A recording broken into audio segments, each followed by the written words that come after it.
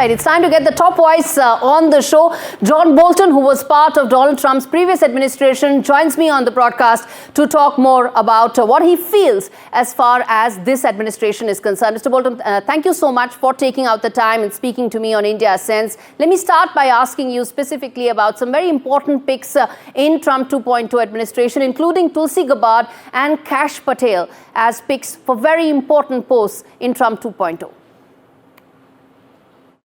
Well, I think in the case of Tulsi Gabbard, she has made statements over the years about Syria, about Russia, about the war with Ukraine, about a variety of other subjects that are not just extreme in the context of the spectrum of American political views, but are really on another planet. And this is something that's been observed by a number of political leaders over the years. A year or two ago, Senator Mitt Romney said that her remarks were treasonous. In 2016, Hillary Clinton, then the Democratic presidential nominee, said that Tulsi Gabbard was being groomed by the Russians as a presidential candidate. So, I mean, here you have two diverse points of view, one Democratic, one Republican, two presidential candidates, basically saying that her views were too extreme, really, to be given a position of trust and confidence in the government. So I think we'll have a full field FBI investigation on her and on the other candidates, and then we'll have hearings before the Senate Intelligence Committee. We'll see. In terms of Kash Patel, he doesn't have the experience or the background to be an FBI director. His credibility has been repeatedly called into question. And I think the most disturbing aspect for him is that to have a yes man as director of the FBI, an incredibly powerful law enforcement investigatory capability, is something that I think is going to get very, very real scrutiny in the Senate when he comes up for his confirmation. Okay, but what do you make of Chris Wray's announcement to resign and make way for Kash Patel as the next FBI director? Right. Well, I think really it was very clear Trump was going to replace Wray. He was going to fire him, or one way or another, Chris Wray would be out of office. So actually, I would consider his resignation the first resignation of the Trump term, not although it occurred during Biden's presidency. It really was something that would have happened on January the 20th or the 21st after Trump was inaugurated. I know that had to be a hard decision to make. I've resigned from positions in government. It's very difficult, but the reason he gave, I think, is important and valid. He didn't want to damage the FBI by being part of the argument over whether Kash Patel should replace him. So now it's not a question of, do you think Kash Patel is better than Chris Wray? It's a question of, here we have a vacancy in this very important job.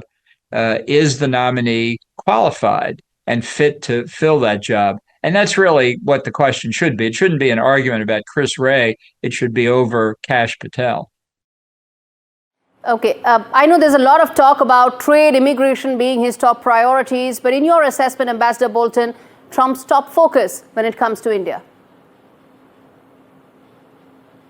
Well, I think in his first term, Trump established a good personal relationship with Narendra Modi. I would expect that would continue. I would hope that there would be discussions, not just bilateral, but with Japan and Australia on the Asian Security Quad. I think that's more and more important. I think there are a number of trade issues that Trump will be interested in, because he's always interested in trade issues. And what happens on the tariff front in the early days is another major Trump initiative. We don't know exactly what he's going to do, but it could be very impactful.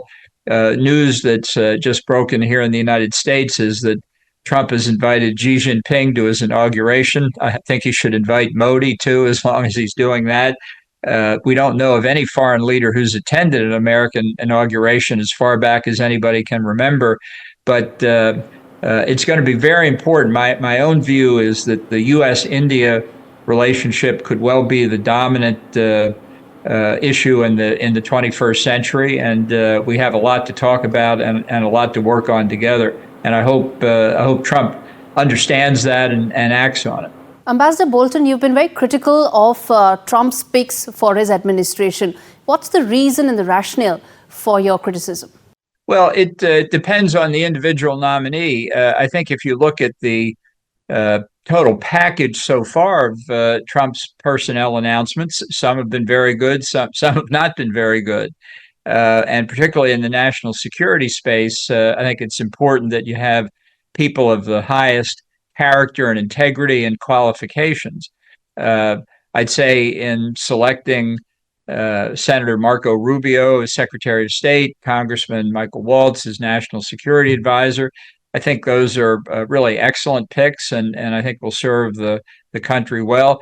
Others not so much, and that's why in the American system you have the Senate providing what the Constitution calls advice and consent to the president on nominees, and that's the getting ready for that process to unfold is what we're doing right now.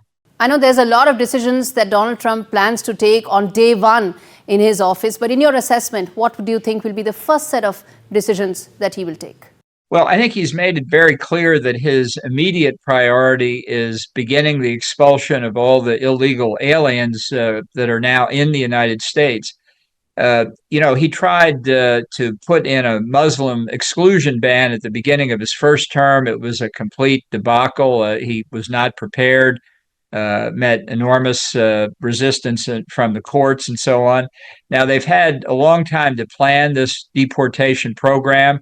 Maybe it will go better. We'll see. But I think in the many executive orders that you can expect to be signed afternoon on the 20th of January, those relating to this expulsion of the illegal aliens will be among the top.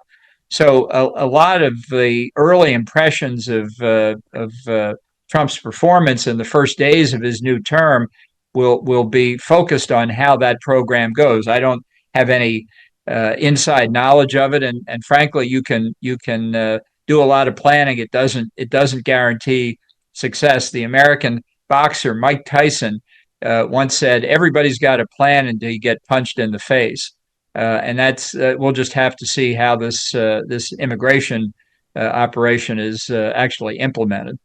Let me ask you about West Asia. Given the fact that there is a weakened Iran right now, Russia's hold has also weakened. How do you think Donald Trump will utilize this situation right now in terms of his West Asia policy? Well, I think this developments in the Middle East, which are moving rapidly as we speak, are some of the most dramatic in recent history. The fall of the Assad regime is the end of a 50-year family dictatorship in Syria. It's the end of the Ba'ath Party, which used to rule in both Syria and Iraq. Saddam Hussein came out of the Ba'ath Party structure. So history is really changing as we see it. This is another major defeat for the Ayatollahs in Tehran. But we don't know whether the Hayat Tahrir al-Sham group, HTS, is still a terrorist group as it was years ago. It was an offshoot of ISIS, or whether it's changed its stripes. And at this point, I think it's only prudent that we assume that they still believe what they said they believe for these past 10 or 15 years, which is why President Biden over the weekend ordered the bombing of some 75 ISIS targets, storage depots and the like in eastern Syria, and why the Israelis have gone in and destroyed what's left of the Syrian Navy and a considerable part of the Syrian Air Force to make sure those capabilities didn't fall into the hands of a terrorist group.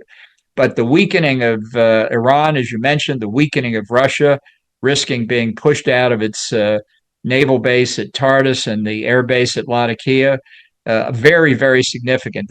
Events are moving in the Middle East. This is a time when even more change could come. And lastly, what do you think are the strategic priorities, they could be even long-term, for Donald Trump when it comes to the India-US relationship? Well, I think the most important issue to discuss between India and the U.S.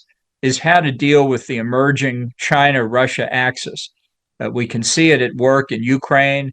We see the outriders like North Korea and Iran. The threat that China poses along the Indo-Pacific periphery, I think, is very real.